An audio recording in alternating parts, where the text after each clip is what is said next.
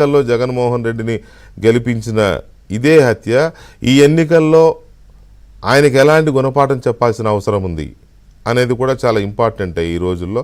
So అందువల్ల దాని మీద మనం చర్చను చూడబోతున్నాం. చర్చలో మనతో సీనియర్ జర్నలిస్ట్ విక్రమ్ పోలా గారు ఉన్నారు, అలాగే మాజీ judge and high court senior advocate జడ శ్రవణ్ గారు ఉన్నారు, అలాగే తెలుగుదేశం పార్టీ జాతీయ అధికార ప్రతినిధి కొమ్మారెడ్డి పట్టాభిరామ్ గారు మనతో చర్చలో పాల్గొంటున్నారు.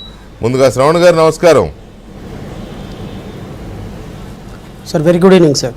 శ్రవణ్ గారు, మీరు ఈ కేసులో కొంత మొదటి నుంచి కీన్గా ఫాలో అవడమే కాకుండా ఇప్పుడు అందులో అప్రూవ్గా మారిన దస్తగిరి కేసును కూడా మీరే లీగల్గా ఆయనకి కౌన్సిల్గా ఉన్నారు, మీరే డీల్ చేస్తున్నారు. కాబట్టి ఈ కేసును మొదటి నుంచి మనం చూస్తే జగన్మోహన్ రెడ్డి ఈ హత్యని ఎలా వాడుకున్నారు అనే దాన్ని డిఫైన్ చేయమంటే మీరు ఎలా చెప్తారు?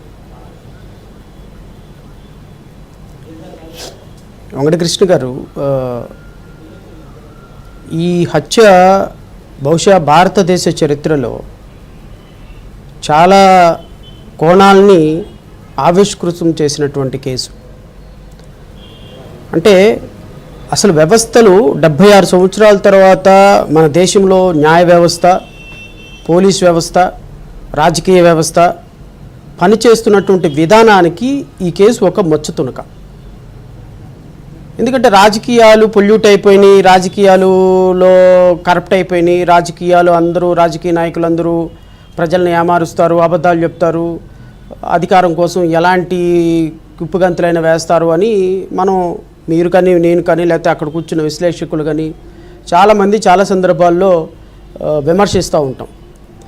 రాజకీయంగా ప్రజల్ని ఏమార్చి, ప్రజలకు అబద్ధాలు చెప్పి, ప్రజలకు డబ్బులు ఇచ్చి ఓట్లు దండుకోవటం ఒక పద్ధతి. ప్రజల యొక్క ఎమోషన్స్ని, ప్రజల యొక్క వాళ్ళకు ఉన్నటువంటి వీక్నెసెస్ని, సెంటిమెంట్ అనేటువంటి భావజాలంతో మనుషుల ప్రాణాలు తీసి తద్వారా అధికారాన్ని పొందగలనని చూపించేటువంటి ఒక అద్భుతమైనటువంటి ఉదాహరణ, అద్భుతమైనటువంటి పన్నాగానికి వైఎస్ వివేకానందరెడ్డి హత్య కేసు అనేది ఒక తార్కాణంగా మనకు కనబడుతుంది. ఎందుకంటే 2019లో జగన్మోహన్ రెడ్డి గారు ముఖ్యమంత్రిగా అధికారం చేపట్టడానికి కర్త కర్మ క్రియల్లో ఒక భాగం వైఎస్ వివేకానందరెడ్డి గారి హత్య.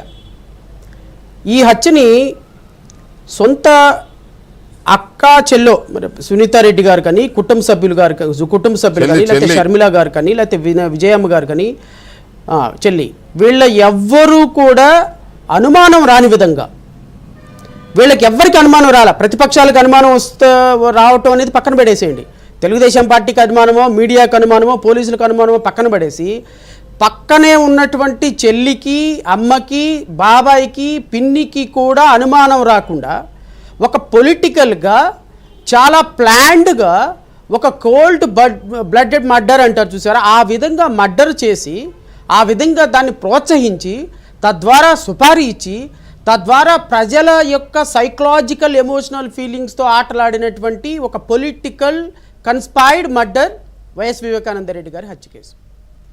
రెండో కోణం ఏంటి అంటే, ఈరోజు ఎల్లో మీడియా, మీ మీడియా, ఆ మీడియా అని గగ్గోలు పెడుతున్నటువంటి జగన్మోహన్ రెడ్డి గారు అండ్ టీము నారాసుర రక్త చరిత్ర అని